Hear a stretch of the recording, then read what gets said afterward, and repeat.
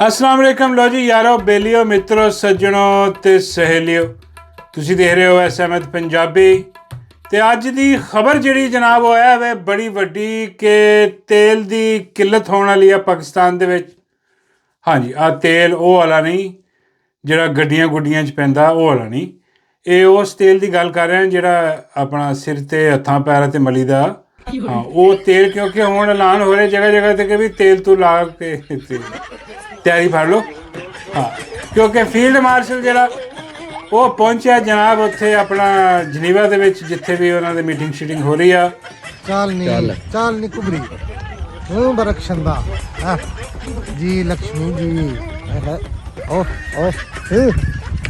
बस ते उत्थे फील्ड मार्शल दियां तरीफां दे पुल बंदे गए जनाब वाइस प्रेजिडेंट वो जरा जेडी वैन साहब जेडी भैन सी कह लो उन्होंने तो बाबा जी कहते जेडी की मेरा मतलब कि भैन विआही हुई है वैंसा के कोई हिसाब किताब मैं कहा नहीं वो हो सकता है इदा की गल लेकिन पता नहीं की चक्कर है। लेकिन खैर पाकिस्तानियों वास्ते जरा ना वो ऐलान है ही है कि भाई अपना तेल तो ला लो क्योंकि वो जिहड़ियां तरीफां उत्थे होईयां फील्ड मार्शल दियां और जिहड़ियां थपकियां दित्तियां गईयां फील्ड मार्शल नूं उत्थे ओए होए आ चेक करो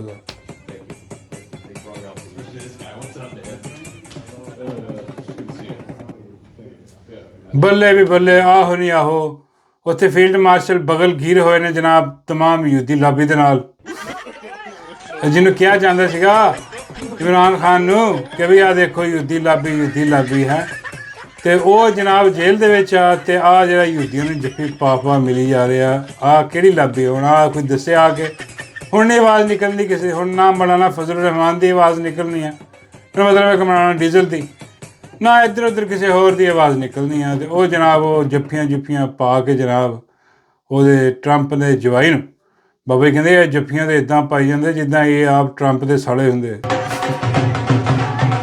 साले ही समझ इन्हों साले ही समझो सालियां वाला ही काम है इन्हों का घर नहीं करता एको ही हफ्ता वा वो जनाब जफ्फियां पाइया गई यहूदी लाबी ने उत्थे अपना थपकियां भी लईयां गईयां तो हुण तुसीं कहो कि यार उत्थे जफ्फियां यहूदी लाबी ने पाइया गईयां तरीफां दे पुल बन्ने गए उत्थे हाँ जी बड़ी आओ भगत हुई आ तो ये तो बड़ी मेरा मतलब है कि बड़ा एक शाहकार है जिहड़ा उत्थे होया तो पाकिस्तानी क्यों तेल तूल ला के तैयारी कर लन वो इस करके कि भाई है पाकिस्तानी जिन्ना तुहाडे ते जुल्म हो रहा ना आ सारा बदौलत आ उही थपकियां जिहड़ियां तुहानूं लै के बह गईयां आ थपकियां की बदौलत तुहाडे ते जुल्म जबर हो रहा हुण आ थपकियां वध गईयां वो लाजमी गल है जिन्हें थपकियां उत्ते होर मिलियां ने वो वापस आके फिर तुहाडी जिहड़ी कुटेगा धन धनाधन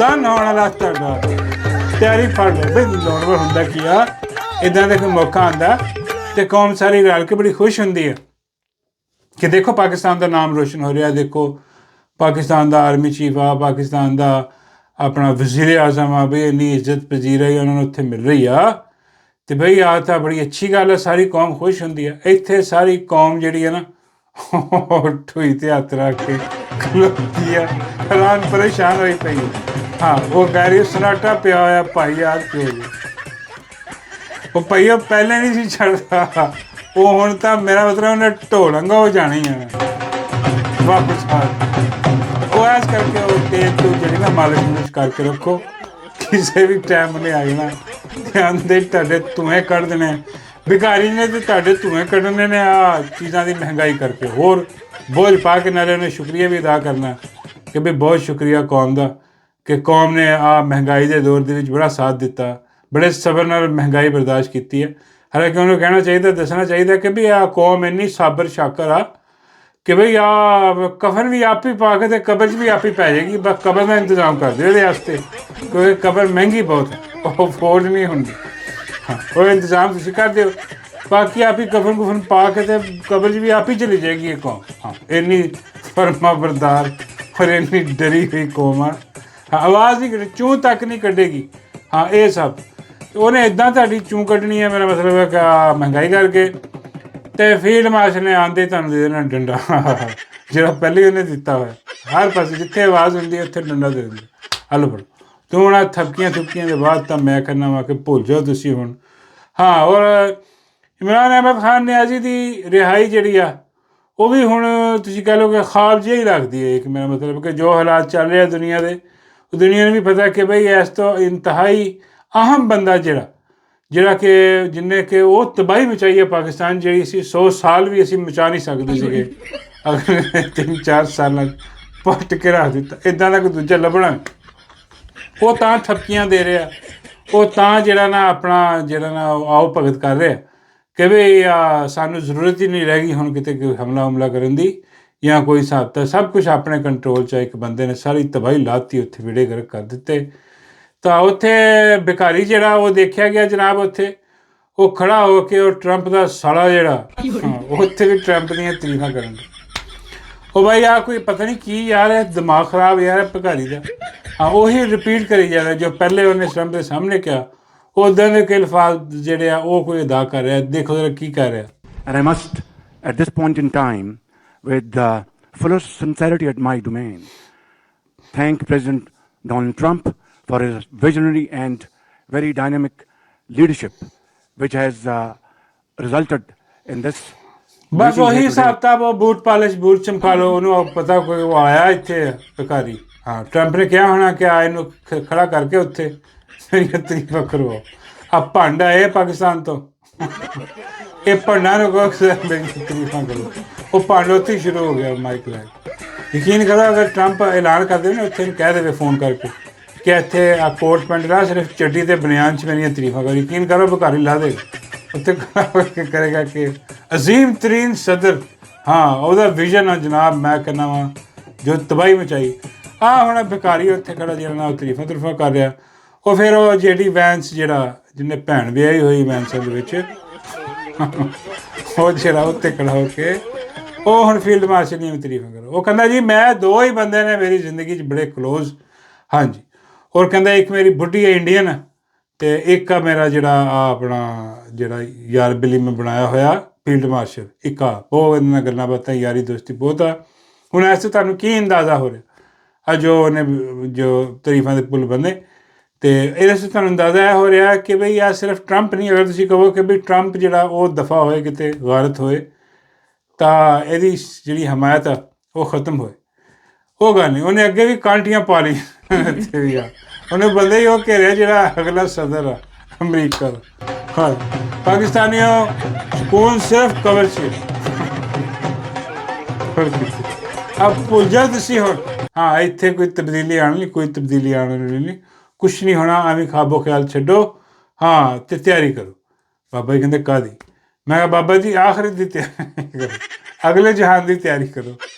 ਇੱਥੇ ਤਾਂ ਭੁੱਖੇ ਮਰਨਾ ਤੁਸੀਂ, ਯਕੀਨ ਕਰੋ ਭੁੱਖ ਪੈਣ ਵਾਲੀ ਆ। ਇੱਥੇ ਗੁਰਬਤ ਵੱਧ ਗਈ, ਬੇੜੇ ਗਰਕ ਹੋ ਗਏ, ਰੋਜ਼ਗਾਰ ਖਤਮ, ਹਰ ਚੀਜ਼।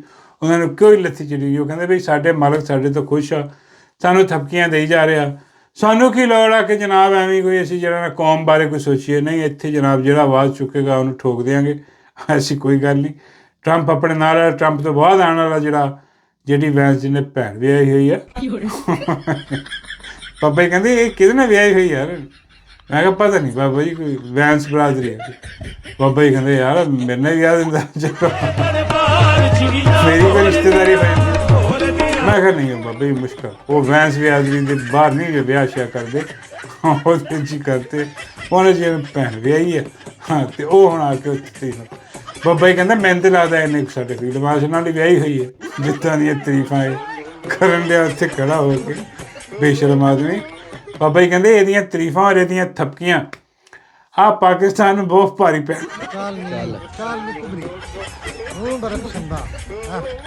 ਜੀ ਲక్ష్ਮੀ ਜੀ ਉਹ ਪਾਕਿਸਤਾਨ ਨੂੰ ਬਹੁਤ ਭਾਰੀ ਪੈਣ ਵਾਲੀਆਂ ਜਿਹੜੇ ਗਰਕ ਹੋਣ ਵਾਲੇ ਆ ਪਾਕਿਸਤਾਨ ਦੇ ਹੋਰ ਜ਼ਿਆਦਾ। ਹਾਂ ਬਾਬਾ ਜੀ ਕਹਿੰਦੇ ਬਸ ਠੀਕ ਆ ਵੀ ਮੈਂ ਤਾਂ ਸਮਾਨ ਸਮੂਨ ਬੰਨ੍ਹ ਲਿਆ। ਬਾਬਾ ਜੀ ਕਹਿੰਦੇ ਇਹਦੇ ਬਾਅਦ ਉਹਨੂੰ ਜਿਹੜਾ ਨਾ ਉਹ ਮਾਯੂਸੀ ਆ ਕਿ ਹੋਰ ਕੁਛ ਵੀ ਨਹੀਂ ਗਾ। ਹਾਂ ਮੈਂ ਕਿਹਾ ਬਾਬਾ ਜੀ ਯਾਰ ਮੈਂ ਵੈਸੇ ਹੀ ਮਾਯੂਸ ਹੋਇਆ, ਮੈਨੂੰ ਤੁਸੀਂ ਹੋਰ ਮਾਯੂਸ ਨਾ ਕਰੋ ਇੱਦਾਂ ਦੀਆਂ ਚੀਜ਼ਾਂ ਦਬਾ ਕੇ। ਬਾਬਾ ਜੀ ਕਹਿੰਦੇ ਲੇਕਿਨ ਬਾਬਾ ਜੀ ਨੇ ਇੱਕ ਗੱਲ ਅੱਛੀ ਕੀਤੀ। ਬਾਬਾ ਜੀ ਕਹਿੰਦੇ ਦੇਖੋ ਯਾਰ ਜੋ ਮਰਜ਼ੀ ਕਰ ਲੈਣ, ਜੋ ਮਰਜ਼ੀ ਕਰ ਲੈਣ, ਲੇਕਿਨ ਜਦੋਂ ਮੇਰੇ ਸੋਹਣੇ ਰੱਬ ਦਾ ਫੈਸਲਾ ਆ ਗਿਆ ਨਾ, ਬਾਬਾ ਜੀ ਕਹਿੰਦੇ ਉਹਦੇ ਅੱਗੇ ਕੋਈ ਨਹੀਂ। ਬਾਬਾ ਜੀ ਕਹਿੰਦੇ ਤੂੰ ਆਪਣੀਆਂ ਅੱਖਾਂ ਨਾਲ ਵੇਖੇਗਾ, ਔਰ ਅਸੀਂ ਦੇਖਿਆ ਵੀ ਹੈ ਪਹਿਲੇ ਕਿ ਜਿਹੜਾ ਡਿਕਟੇਟਰ ਆਇਆ ਉਹ ਇਸ ਤਰ੍ਹਾਂ ਹੀ ਆ ਕੇ ਫਿਰੌਨ ਬਣਿਆ, ਖੁਦਾ ਬਣ ਕੇ ਬਹਿ ਗਿਆ ਇੱਥੇ ਕਿ ਜਿਵੇਂ ਉਹਨੇ ਕਦੀ ਜਾਣਾ ਹੀ ਨਹੀਂ। ਅੱਗੇ ਦਾ ਬੰਦੋਬਸਤ ਉਹਨੇ ਕਰਦਾ ਬਿਲਕੁਲ ਉੱਦਾਂ ਹੀ ਜਿੱਦਾਂ ਅੱਜ ਆ ਮੁੰਨਾ ਜੱਦੀ ਦਾ ਸਾਨੂੰ ਨਿਕਲ ਕੇ ਦੱਸ ਰਿਹਾ ਕਿ ਬਈ ਆ ਭੁੱਲ ਜਾਓ 2029 2030 ਤੱਕ ਨਹੀਂ। ਇਹ ਕਹਿੰਦਾ ਆ ਜਿਹੜੀ ਰਜੀਮ ਆ ਬਹੁਤ ਤਾਕਤਵਰ ਆ, ਬਹੁਤ ਮਜ਼ਬੂਤ ਰਜੀਮ ਆ ਜਨਾਬ। ਇਹ ਕਹਿੰਦਾ ਇਹ ਮੇਰਾ ਮਤਲਬ ਕਿਆਮਤ ਤੱਕ ਹੀ ਰਹਿਣੀ ਹੈ। ਇੱਦਾਂ ਹੀ ਅਲਫਾਜ਼ ਇੱਦਾਂ ਹੀ ਸੀਗੇ ਕੰਮ ਪੁੱਛਦੇ। ਕਹਿਣ ਦਾ ਮਤਲਬ ਉਹਦਾ ਇਹੀ ਸੀਗਾ ਕਿ ਬਈ ਇਹ 2030 ਦਾ ਵੀ ਅੱਗੇ ਦਾ ਪਲਾਨ ਹੈ, ਮਤਲਬ ਕਿਆਮਤ ਤੱਕ ਪ੍ਰੋਗਰਾਮ ਹੈ। ਉਹ ਕਹਿ ਰਹੇ ਆ ਕੇ ਕਿ ਵੀ ਇਹ ਬੈਠੇ ਆ ਹੁਣ ਤੇ ਸਾਰਾ ਕੁਝ ਕੰਟਰੋਲ ਕਰ ਲਿਆ ਉਹਨਾਂ ਨੇ, ਪਿੱਛੇ ਰਹਿ ਕੁਛ ਨਹੀਂ ਗਿਆ। ਲੇਕਿਨ ਬਾਬਾ ਜੀ ਕਹਿੰਦੇ ਨੇ ਕਿ ਆ ਜਦੋਂ ਤੁਸੀਂ ਦੇਖੋ ਪਹਿਲੇ ਡਿਕਟੇਟਰ ਜਿਹੜੇ ਆ ਕੇ ਬੈਠੇ, ਉਹਨਾਂ ਦਾ ਵੀ ਇੱਦਾਂ ਹੀ ਲੱਗਦਾ ਸੀ ਕਿ ਵੀ ਆ ਕਦੀ ਨਹੀਂ ਜਾਣ ਲੱਗੇ, ਆ ਹਮੇਸ਼ਾ ਵਾਸਤੇ ਇੱਥੇ ਆ, ਬਸ ਹੁਣ ਅਸੀਂ ਵੜ ਗਿਆ ਕੰਮ। ਲੇਕਿਨ ਬਾਬਾ ਜੀ ਕਹਿੰਦੇ ਫਿਰ ਅਸੀਂ ਆਪਣੀਆਂ ਅੱਖਾਂ ਨਾਲ ਦੇਖਿਆ ਕਿ ਜਿਨ੍ਹਾਂ ਨੇ ਡਿਕਟੇਟਰ ਨੂੰ ਚੁੱਕਿਆ, ਬਾਬਾ ਜੀ ਕਹਿੰਦੇ ਉਹਨਾਂ ਨੇ ਫਿਰ ਉਹਦੇ ਜਹਾਜ਼ 'ਚ ਅੰਬ ਵੀ ਰਖਵਾਏ। ਹੋਰ ਬਾਬਾ ਜੀ ਕਹਿੰਦੇ ਫਿਰ ਉਹਨਾਂ ਨੇ ਅੰਬ ਰਖਵਾ ਕੇ ਤੈਨੂੰ ਪਕੌੜੇ ਵੀ ਖਵਾਇਆ। ਮੈਂ ਬਾਬਾ ਜੀ ਉਹ ਡਿਕਟੇਟਰ ਫਿਰ ਵੀ ਥੋੜ੍ਹੇ ਜਿਹੇ ਮਿੱਬੇ ਵਚਨ ਸਨ। ਉਹਨਾਂ ਨੇ ਕਿਤੇ ਨਾ ਕਿਤੇ ਆ ਕੇ ਇਨਕਾਰ ਕੀਤਾ ਸੀ ਆਪਣੇ ਮਾਲਕਾਂ ਨੂੰ ਕਿ ਬਈ ਆਹ ਨਹੀਂ ਅਸੀਂ ਕਰ ਸਕਦੇ, ਹਾਂ ਆਹ ਠੀਕ ਕਰ ਲਾਂਗੇ, ਆਹ ਨਹੀਂ ਕਰ ਸਕਦੇ। ਉੱਥੇ ਉਹਨਾਂ ਨੇ ਫੱਟੇ ਚੁੱਕੇ, ਉੱਥੇ ਅੰਬ ਰਖਵਾਏ ਗਏ। ਤਾਂ ਇੱਥੇ ਤਾਂ ਮੇਰਾ ਮਤਲਬ ਹੈ ਕਿ ਇਨਕਾਰ ਹੀ ਕੋਈ ਨਹੀਂ। ਆਹ ਤਾਂ ਲੰਮੇ ਪਏ ਹੋਏ ਸਾਰੇ ਦੇਖ ਕੇ ਭਾਜੀ ਕਹਿੰਦੇ ਅਸੀਂ ਲੰਮੇ ਪਏ, ਸਾਡੇ ਉੱਤੇ ਕਦਮ ਰੱਖ ਕੇ ਗੁਜ਼ਰ ਜਾਓ। ਇੱਥੇ ਅੰਬ ਕੋਈ ਨਹੀਂ। ਬਾਬਾ ਜੀ ਕਹਿੰਦੇ ਪੁੱਤਰ ਅਗਰ ਉਹ ਨਹੀਂ ਰੱਖਣਗੇ ਤਾਂ ਕੋਈ ਹੋਰ ਰੱਖ ਦੇ। ਅੰਬਾਂ ਦਾ ਕੀ ਹੈ, ਸੀਜ਼ਨ ਵੀ ਚੱਲ ਰਿਹਾ ਅੱਜ ਕੱਲ੍ਹ। ਬਾਬਾ ਜੀ ਕਹਿੰਦੇ ਬਾਈ ਜਦ ਰੱਬ ਨੂੰ ਮਨਜ਼ੂਰ ਹੈ, ਅਸਲ ਮਾਮਲਾ ਹੈ ਵੇ ਕਿ ਜਦ ਸੋਹਣੇ ਰੱਬ ਦਾ ਫੈਸਲਾ ਆ ਗਿਆ ਫਿਰ ਜਿੰਨੀਆਂ ਮਰਜ਼ੀ ਕੋਈ ਥਪਕੀਆਂ ਦੇਈ ਜਾਵੇ, ਜਿੰਨਾ ਮਰਜ਼ੀ ਕੋਈ ਕੁਛ ਕਰੀ ਜਾਵੇ, ਹਾਂ ਬਾਬਾ ਜੀ ਕਹਿੰਦੇ ਨੇ ਫਿਰ ਇਨਸਾਫ ਹੋ ਕੇ ਰਹਿਣਾ ਅਤੇ ਬੇੜੇ ਗਰਕ ਉਹ ਹਰ ਜ਼ਾਲਮ ਦੇ ਹੋਣਗੇ ਜਿਹਨੇ ਜ਼ੁਲਮ ਕੀਤਾ ਇਸ ਕੌਮ 'ਤੇ। ਮੈਂ ਕਿਹਾ ਬਾਬਾ ਜੀ ਐਕਚੁਅਲੀ ਆ ਕੌਮ ਆਪ ਜ਼ਾਲਮ, ਕਿਉਂਕਿ ਮੈਨੂੰ ਹੁਣ ਯਕੀਨ ਕਰੋ ਇੱਦਾਂ ਹੀ ਲੱਗਣਾ ਸ਼ੁਰੂ ਹੋ ਗਿਆ ਕਿ ਬਈ ਅਸੀਂ ਕਹਿੰਦੇ ਰਹਿੰਦੇ ਹਾਂ ਕਿ ਯਾਰ ਦੇਖੋ ਜ਼ੁਲਮ ਹੋ ਰਿਹਾ ਪਾਕਿਸਤਾਨ 'ਤੇ, ਆਪਾਂ ਕਿੱਦਾਂ ਜ਼ੁਲਮ ਕਰ ਰਿਹਾ ਵਾ ਫਰਦ ਵਾਹਦ ਡਿਕਟੇਟਰ ਹੈ ਜੀ। ਆਸਮ ਮਨੀਰ ਜਿਹੜਾ ਆ ਫਿਰੌਨ ਬਣਿਆ ਹੋਇਆ, ਉਹ ਫਿਰੌਨ ਬਣ ਕੇ ਜ਼ੁਲਮ ਕਰ ਰਿਹਾ ਪਾਕਿਸਤਾਨ। ਆਇਨ ਕਾਨੂੰਨ ਉਹਨੇ ਉਖਾੜ ਕੇ ਰੱਖ ਦਿੱਤਾ ਉਹਨੇ ਜਨਾਬ। ਇੱਥੇ ਮੈਂਡੇਟ ਚੋਰੀ ਤੋਂ ਲੈ ਕੇ ਅਦਾਲਤਾਂ ਦੇ ਫੈਸਲੇ ਚੋਰੀ ਔਰ ਹਰ ਚੀਜ਼ ਤਾਂ ਉਹ ਬਾਲਾ ਕਰਕੇ ਰੱਖ ਦਿੱਤੀ, ਬੇੜੇ ਗਰਕ ਕਰਕੇ ਰੱਖ ਦਿੱਤੇ ਉਹਨੇ। ਅਤੇ ਯਾਰ ਦੇਖੋ ਕਿੰਨਾ ਜ਼ੁਲਮ ਹੋ ਰਿਹਾ। ਲੇਕਿਨ ਐਕਚੁਅਲੀ ਜਦੋਂ ਕੌਮ ਨੂੰ ਵੇਖਦਾ ਵਾਂ ਅਤੇ ਕੌਮ ਖਾਮੋਸ਼ ਹਾਂ ਜੀ, ਲੰਮੇ ਪਈ ਹੋਈ, ਬਿਲਕੁਲ ਲੰਮੇ ਪਈ ਹੋਈ। ਉਹਨਾਂ ਨੇ ਮੰਨ ਲਿਆ ਕਿ ਭਾਈ ਬਸ ਅਸੀਂ ਚੁੰਟੀਆਂ ਕੀੜੇ ਮਕੌੜੇ ਹਾਂ, ਅਸੀਂ 25 ਕਰੋੜ ਹਸ਼ਰਾਤ ਤੋਂ ਰਹਿਦਾ, ਜਦੋਂ ਚਾਹੇ ਸਾਨੂੰ ਕੁਚਲ ਦੇਵੇ, ਸਾਨੂੰ ਕੋਈ ਇਤਰਾਜ਼ ਨਹੀਂ, ਕੋਈ ਪਰਵਾਹ ਨਹੀਂ। ਕੌਮ ਨੂੰ ਦੇਖ ਕੇ ਔਰ ਕੌਮ ਦੇ ਕਰਤੂਤ ਦੇਖ ਕੇ ਜਿਹੜਾ ਉਹ ਮੈਨੂੰ ਲੱਗਦਾ ਕਿ ਵੀ ਇਸ ਕੌਮ 'ਤੇ ਅਜ਼ਾਬ ਆਇਆ ਹੋਇਆ। ਬਿਲਕੁਲ ਉਹੀ ਜਿੱਦਾਂ ਉਹ ਹਲਾਕੂ ਖਾਂ ਦੇ ਦੌਰ ਦੇ ਵਿੱਚ ਨਹੀਂ, ਬਗਦਾਦ ਦੀ ਉਹਨੇ ਅਸੀਂ ਤੈਸੀ ਫੇਰਤੀ 'ਚ ਪੜ੍ਹ ਕੇ ਉਹ ਔਰਤ ਉਹਨੂੰ ਕਹਿੰਦੀ ਸੀਗੀ ਕਿ ਬਈ ਤੇਰੇ 'ਤੇ ਅੱਲਾ ਦਾ ਅਜ਼ਾਬ ਨਾਜ਼ਲ ਹੋਏ, ਤੂੰ ਇੰਨਾ ਜ਼ੁਲਮ ਕੀਤਾ। ਉਹ ਕਹਿਣ ਲੱਗਾ ਕਿ ਮੈਂ ਅੱਲਾ ਦਾ ਅਜ਼ਾਬ ਹੀ 'ਤੇ ਹਾਂ ਜਿਹੜਾ ਤੁਹਾਡੇ 'ਤੇ ਮੈਂ ਆਇਆ ਹੋਇਆ। ਅਤੇ ਉਹੀ ਆ ਇਹ ਭਾਈ ਅੱਲਾ ਦਾ ਅਜ਼ਾਬ ਹੀ ਹੈ। ਨਹੀਂ ਅਜ਼ਾਬ ਜਿਹੜਾ ਕੌਮ 'ਤੇ ਆਇਆ ਹੋਇਆ ਉਹ ਪੈਂਦਾ ਰਹਿਣਾ, ਬਰਸਦਾ ਰਹਿਣਾ, ਤਾਂ ਹੀ ਦੁਆਵਾਂ ਕਬੂਲ ਨਹੀਂ ਹੋ ਰਹੀਆਂ। ਯਕੀਨ ਕਰੋ, ਵਰਨਾ ਮੇਰਾ ਮਤਲਬ ਹੈ ਕਿ 4 ਸਾਲ ਹੋ ਗਏ ਯਾਰ ਸਾਰੇ ਉਹ ਲੋਕ ਇੱਥੇ ਕਾਬਾ ਜਾ ਜਾ ਕੇ ਦੁਆਵਾਂ ਕਰਦੇ, ਦੁਆ ਕਬੂਲ ਨਹੀਂ ਹੋ ਰਹੀ। ਉਹ ਤਾਂ ਹੀ ਨਹੀਂ ਹੋ ਰਹੀ ਨਾ ਕਿ ਮੇਰਾ ਮਤਲਬ ਹੈ ਕਿ ਅਜ਼ਾਬ, ਇਹ ਅਜ਼ਾਬ ਅੱਲਾ ਦਾ ਹੀ, ਅੱਲਾ ਵੱਲੋਂ ਹੀ ਆਇਆ ਹੋਇਆ।